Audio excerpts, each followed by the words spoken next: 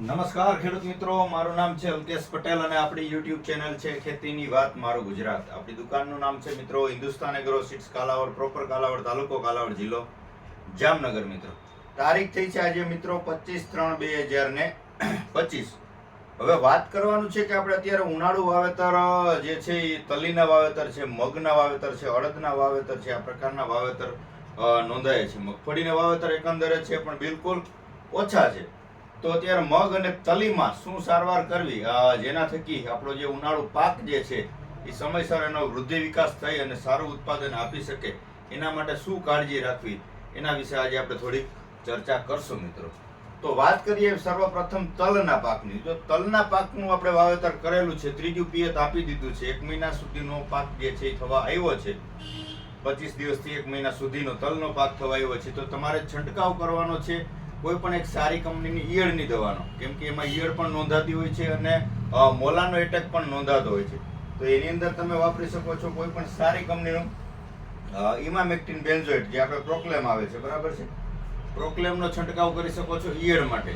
મોલો હોય તો મોલાની અંદર તમે પ્રાઇડ વાપરી શકો છો, થાયોમેથાક્ઝામ, એકતારા જે આવે છે એ પણ વાપરી શકો છો. અને વધારે પડતી મોલાની અસર જણાતી હોય, દેખાતી હોય તો આપણે સહારા ઇન્ટરનેશનલ કેમિકલનું જે આવે છે ટોલફેરા, આનો છંટકાવ તમારે કરી દેવાનો છે. એટલે મોલો છે, ચૂસિયા પ્રકારની તમામ જીવાતોની અંદર સારામાં સારું પરિણામ મળી રહેશે. પંપે 40 ml નો ડોઝ છે, સાથે ઈયળની દવા નાખી દેવાની છે. પંપે 10 ગ્રામ ઇમામેક્ટિન બેન્ઝોએટ પ્રોક્લેમ જે આપણે આવે છે, બરાબર છે. રોગ જીવાતમાં બસ તલના પાકમાં આટલું જ આવતું હોય છે. ગ્રોથ કરાવો છે, વૃદ્ધિ કરાવી છે, એની હાઇટ કરાવી છે, ટૂંકમાં સમય પ્રમાણેનો ગ્રોથ ન હોય તો શું કરવું, તો એના વિશે આપણે ચર્ચા કરી દઈશું. તો તમારે આની સાથે કોઈ પણ દવા તમે ઉમેરો છો તો એની સાથે તમારે વાપરી દેવાનું છે 25-25-25 રેવા ફર્ટિલાઇઝરનો આવે છે. 25-25-25 પ્લસ મિક્સ માઇક્રોન્યુટ્રન, બરાબર છે. કિલો પેકિંગમાં આવે છે. 1 કિલોની અંદરથી તમારે 20 પંપ કરી દેવાનો છે. તો આનો 20 પંપનો ડોઝ બનાવી અને તમે છંટકાવ કરી શકો છો. ત્યારબાદ તમે વાપરી શકો છો સહારા ઇન્ટરનેશનલ નો આવે છે સારિકા. ગ્રોથ કરવા માટે આના પણ રિઝલ્ટ ખૂબ સારા છે મિત્રો. સારિકા પંપે 40 ml નો ડોઝ છે. તો 40 ml ના ડોઝ થી તલના પાકમાં છે, મગના પાકમાં છે, અડદના પાકમાં છે. વૃદ્ધિની દવા બધામાં સરખી આવે છે, બરાબર છે. તો કોઈ પણ પાકની અંદર તમે વૃદ્ધિની દવાનો ઉમેરો કરી શકો છો, બરાબર છે. વૃદ્ધિ કરવા માટે પ્રોજીબ આવે છે, જીબ્રેલિક એસિડ 40%. પ્રોજીબ આવે છે સુમિટોમોમાં, ઘણી બધી કંપનીમાં આવે છે. ટૂંકમાં 40% જે જીબ્રેલિક એસિડ આવે છે WSG ફોર્મ્યુલેશનની અંદર. આ પંપે તમારે 12 ગ્રામનું પાઉચ આવશે. તો 12 પંપનો ડોઝ કરીને છંટકાવ કરી દેવાનો છે. ઝડપી વૃદ્ધિ કરવા માટે.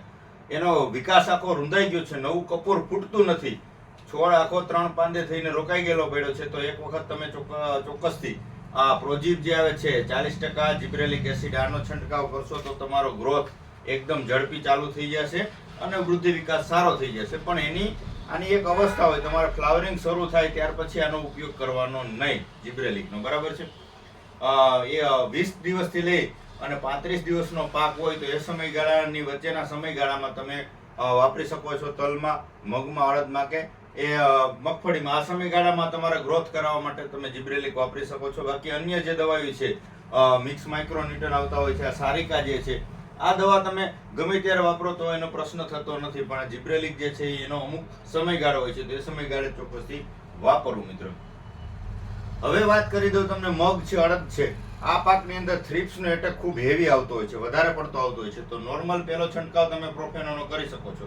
પ્રોફેનોનો કરી દીધો હોય, રિઝલ્ટ ન મળતું હોય તો તમારે ચોક્કસથી ટોલફેરા વાપરી દેવાનું છે. ટોલફેરામાં સારા પરિણામ મળે છે, કેમ કે આપણે આના રિઝલ્ટ લીધેલા છે, બરાબર. થ્રિપ્સ, મોલો અને ચૂસિયા પ્રકારની જીવાતમાં સારામાં સારું પરિણામ ટોલફેરામાં તમને મળી શકશે. 40 ml નો ડોઝ છે તો 40 ml થી ટોલફેરા વાપરી શકો છો. વધારે પડતી થ્રિપ્સો એટેક હેવી આવી ગયો હોય તો સિજન્ટાનો આવે છે સિમોડિસનો ઉપયોગ કરી શકો છો. 80% આવે છે ફિપ્રોનિલ, ઘણી બધી કંપનીમાં આવે છે, બરાબર છે. 80% ફિપ્રોનિલ આવે છે, એનો પણ તમે ચોક્કસથી છંટકાવ કરી શકો છો.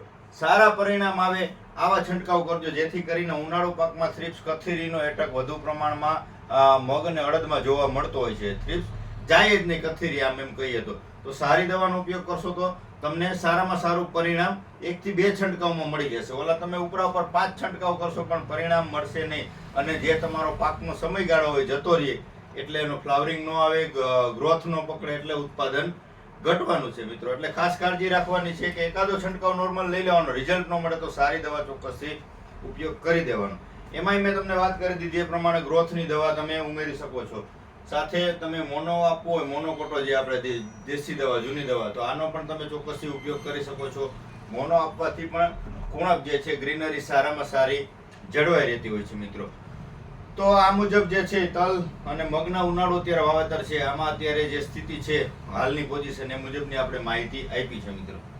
હવે આપણી ચેનલની અંદર જે મિત્રો હજી જોડાયા ન હોય, મારા નંબર સેવ કરી લેજો અને મારા નંબરમાં વોટ્સએપમાં મને હાઈ કરીને મોકલી દેજો. એટલે મારું જે ગ્રુપ છે, ગ્રુપમાં તમને હું એડ કરી દઈશ. એટલે જેથી કરીને આવનારી સિઝનમાં તમને જે માહિતી સચોટ ફોટા દ્વારા, કોઈ પણ બિયારણ હોય, કોઈ પણ ખાતર હોય કે કોઈ પણ દવા હોય, તેની ફોટા દ્વારા વિશેષ માહિતી તમારા સુધી પહોંચતી રહી. એટલે જે મિત્રોએ મને વોટ્સએપમાં હાઈ ન કર્યું હોય, મારા નંબર સેવ કરી અને વોટ્સએપમાં મને હાઈ કરી દેશો, જેથી કરી અને તમારો નંબર હું સેવ કરી લઈશ અને તમને જે છે એ માહિતી ચોક્કસથી મળતી શરૂ થઈ જશે મિત્રો.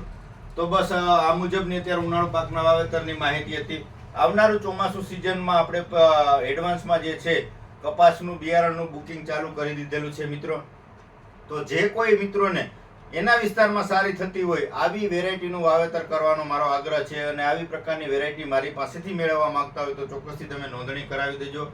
જે તે સમયે બિયારણ આવી જશે ત્યારે તમને ફોન દ્વારા માહિતી આપવામાં આવશે કે ભાઈ બિયારણ આવી ગયું છે, તમારે જોઈએ તો તમે મેળવી શકો છો. ફરજિયાત નથી કે આપણે કોઈ પાસેથી પૈસા લેવાના નથી, પણ તમારી અનુકૂળતા હોય, તમારે વાવેતર કરવાનું નક્કી હોય તો ચોક્કસથી નોંધણી કરાવી દેજો, જેથી કરી અને તમને યોગ્ય સમયે સારું બિયારણ, પાકા બિલવાળું અને પ્રથમ લોટનો માલ મળી શકે. તો આપણે તમામ વેરાયટીની માહિતી પણ આપી દીધી છે અને અન્ય કોઈ વેરાયટીની તમારે વાવેતર કરવા માંગતા હોય તો તમે ચોક્કસથી મને મેસેજ કરજો અથવા ફોન કરજો. જો મારી પાસે મળી શકશે તો હું તમારો ઓર્ડર ચોક્કસથી નોંધી લઈશ. બાકી તમારા વિસ્તારમાં સારું થતું હોય આવી વેરાયટી વાવેતર કરવાનો આગ્રહ રાખજો. નવું કાંઈ પણ આવશે, કાંઈ સારું હશે, ટેકનોલોજી અલગ હશે તો આપણે સિઝન દરમિયાન ચોક્કસથી ખેડૂત મિત્રો સુધી માહિતી આપશું મિત્રો. બસ વિશેષ કાંઈ માહિતીની જરૂર હોય તો મારા મોબાઈલ નંબર આપણે ડિસ્ક્રિપ્શનની અંદર આપી જ દઈએ છીએ, 9925454250. આ નંબર ઉપર તમે ફોન કરી શકો છો અને મેસેજમાં મને હાઈ લખીને મોકલી દેજો. બરાબર છે મિત્રો, રજા આપશો મને. જય જવાન, જય કિસાન.